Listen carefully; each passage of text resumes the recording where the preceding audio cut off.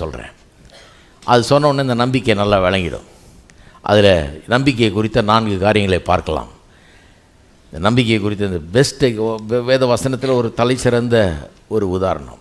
எபிரேயர் 11:1 என்ன சொல்லுது? விசுவாசமானது நம்பப்படுகிறவைகளின் உறுதி. எதையா நம்பிக்கிட்டு இருக்கீங்களா?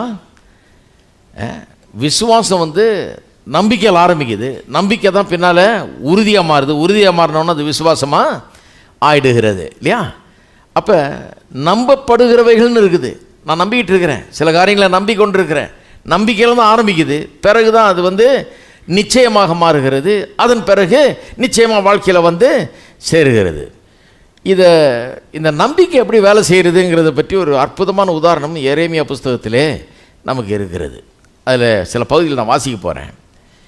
எரேமியா ஒரு நம்பிக்கையின் தீர்க்கதரிசி. இதுமாரி எரேமியா தீர்க்கதரிசியை ஒருவேளை ரொம்ப அறிமுகம் இல்லாமல் இருக்கலாம் உங்களுக்கு. ஒரு சில காரியங்களே அது குறித்து நான் சொல்லுகிறேன். 627 பிசி, கிறிஸ்துவுக்கு முன் 627 ஆண்டில் அவன் ஒரு வாலிப பையனாக இருக்கும்போது கர்த்தர் அவனுக்கு சொல்கிறாரு, உன் தாயின் கருவிலே நீ உருவாகும் முன்னதாகவே உன்னை நான் அறிந்து உன்னை ஒரு குறிப்பிட்ட காரியத்துக்காக பிரித்தெடுத்து வைத்திருக்கிறேன். உன்னை ஜாதிகளுக்கு தீர்க்கதரிசியாக ஏற்படுத்தி இருக்கிறேன் அப்படின்னு சொல்லி கர்த்தர் அவனுக்கு எரேமியா 1:4 சொல்கிறார்.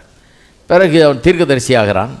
கிட்டத்தட்ட 40 ஆண்டுகளுக்கு பிறகு அந்த தேசத்துக்கு ஒரு தீர்க்கதரிசியாக அவன் எழும்பி ஒரு இக்கட்டான சூழ்நிலையில் தீர்க்க தரிசனங்களை அவன் உரைக்கிறான். 587 பிசி, 40 வருஷத்துக்கு பிறகு 587 பிசியில், கிறிஸ்துவுக்கு முன் 587 பாபிலோன் என்கிற ஒரு சாம்ராஜ்யம் வளர்ந்து பெருகி வளர்ந்த உடனே அவன் என்ன பண்ணுவான்? மற்ற ஆளுகளெல்லாம் அடித்து பிடுங்கி தனக்கு கீழே கொண்டு வந்துடுவான், தனக்கு கப்பம் கட்டும்படியாக கொண்டு வருவான். இதுதான் வேலை. அவர்கள் என்ன பண்ணார்கள்? எருசலேம் பட்டணத்தை சூழ்ந்து கொண்டார்கள். எருசலேம் பட்டணத்தை பிடிக்கணும்னு சூழ்ந்து கொண்டார்கள். ஜனங்க உள்ளே மாட்டிக்கிட்டாங்க. சூழ்ந்து கொண்டால் சும்மா ஒரு நாள் 2 நாள் இல்லை, மாத கணக்கில் பல மாதங்களாக சூழ்ந்து கொள்வது. சூழ்ந்து கொள்ளும்போது என்ன ஆகிறது? ஒன்றும் உள்ளே போக முடியாது, எதுவும் வெளியே வர முடியாது. ஜனங்கள் வெளியே வர முடியாது, உள்ளே போக முடியாது, வியாபாரம் பண்ண முடியாது, எந்த விதமான தொழில் நடக்க முடியாது, விவசாயம் நடக்க முடியாது, ஒன்றும் நடக்க முடியாது.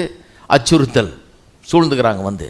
அதனால் உள்ள பசியும் பட்டினியும் ஆகிடுச்சு, எதுவும் கிடைக்க மாட்டேங்குது, ரொம்ப கஷ்டப்பட்டு இருக்கிறாங்க. செதக்கியா என்கிற ஒரு ராஜா அந்த காலத்தில் இருந்தான். அவன் நினைக்கிறான், இல்லை இந்த பாபிலோனிய ராஜாவை தீர்த்து கட்டிடலாம், நம்ம கடவுள் நமக்கு உதவி செய்வார் அப்படின்னு சொல்லி அந்த நேபுகாத் நேசார் என்கிற அந்த பாபிலோனிய ராஜாவை எதிர்த்து அவன் போராடி கொண்டிருக்கிறான். ஆனால் எரேமியா சொல்கிறான், எரேமியாட்ட கர்த்தர் பேசுகிறார், கர்த்தர் தீர்க்கதரிசி அழைச்சிட்டார் அவனை, இந்த தேச